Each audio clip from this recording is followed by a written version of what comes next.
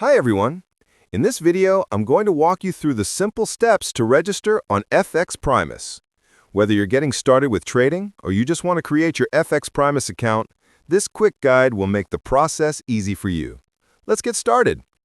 First, go to the official FXPrimus website.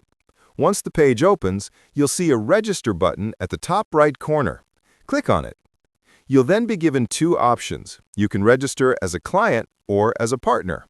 If you want to trade, select Client. If you're looking to join their partner program, choose Partner. After clicking Client, the registration form will appear. Here you'll enter your country, first name, last name, and the rest of your basic information. Below that, you'll see the platform's agreements. Make sure to read them carefully, and if you accept them, tick the checkboxes and click Register Now. After that, you'll receive a verification code in your email. Just open your inbox, copy the code, and enter it on the website. Once your email is verified, you'll get full access to your FXPrimus dashboard, where you can manage everything related to your account. And that's it. This is the complete and easy process to register on FXPrimus. I hope this video helped you.